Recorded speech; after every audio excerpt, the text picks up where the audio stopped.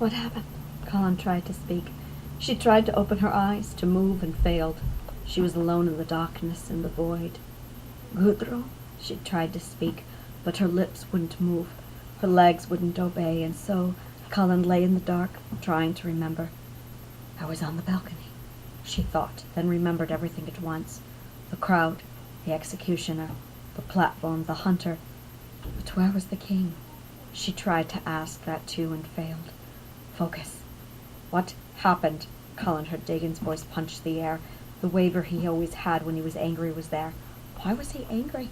She fainted, Kallan heard Eric say. No, I didn't, Kallan tried to say, to tell them. I didn't faint. It was something else. Kallan, she heard Gudrun calling, and Kallan felt her finger move. Can you hear me? Gudrun asked. Kallan tried to move her arm, and her fist tightened. Her eyes at last flew open, peering down around her in a circle with all eyes wide and the dead. As if the dead had risen, Dagon, Eric, and Eolif stared at her stretched on the corridor floor.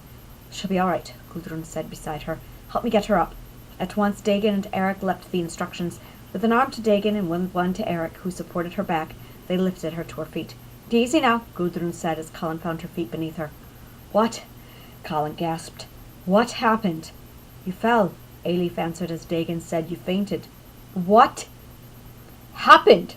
Kallan had to raise her voice to be heard over the clamoring. You fell, Eric said, but Kallan's thoughts were already on to the next worry. Where is the king? She asked. The king? Dagon raised a brow. She would never go to her room. She really should go to her room, Gudrun said. Where is he? Kallan asked with growing irritation. He's been returned to his cell, Eric said. Gudrun mumbled. You need to rest. Why wasn't he brought out to the platform? Kallan asked. Silence encompassed the hall. He was, Kallan, Dagon said with apparent ever-growing worry. King Rune was on the platform, Eric said. That was... Kallan whispered, and remembered his face. She had no doubt the hunter from the Alfheim wood had stared up at her from the platform beside the executioner. It's worse than I thought, Gudrun said, eager to get Kallan on the way to his chambers. That's why we thought you fainted, Eric said. Because I didn't faint! Kallan's voice filled the corridor. Distance muted the joyous cries of hundreds of thousands of voices that carried from the courtyard. The mass had dwindled considerably. Kallan pinched the bridge of her nose. The man who was on the platform, is he dead? She asked. It was a long moment before anyone dared answer. King Rune was on the platform, Kallan, Dagon said finally. He's been returned to the prisons. Kallan released her nose. Who ordered him back to the prisons? I did, Eric said. Kallan whirled about on her heel.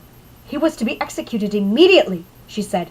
Why? When I've made my choice and my decision was clear, why did you disregard my orders?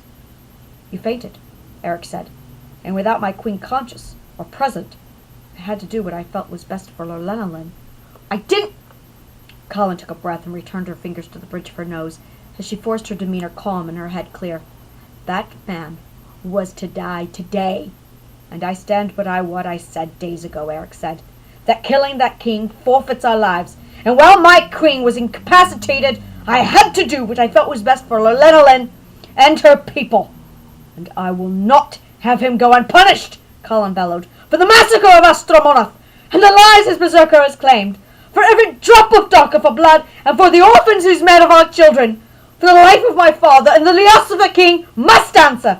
If I have to carve Odin's eagles into his back with his own sword myself, I will. Her voice rang clear through the corridor. Eric heaved, matching Kallan's temper.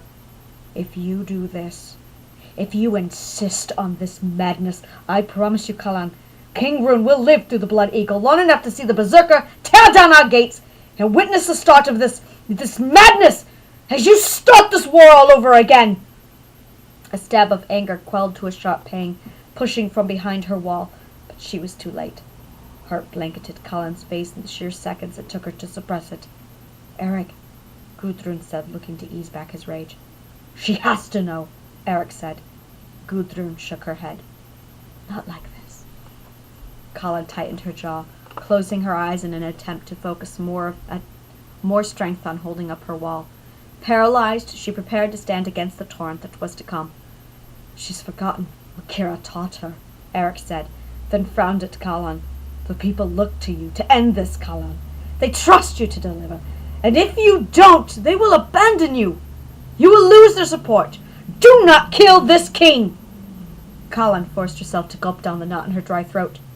"My people, your people, trust you to make this choice for them," Eric said.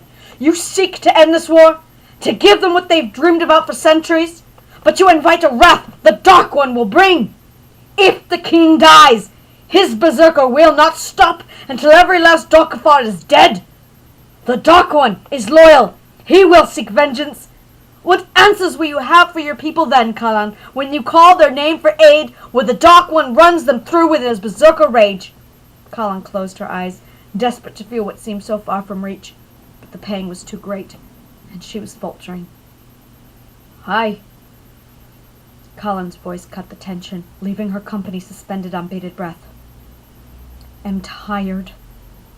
The simple words struck the room like a thunderous waves, giving voice to the burden they all carried for centuries.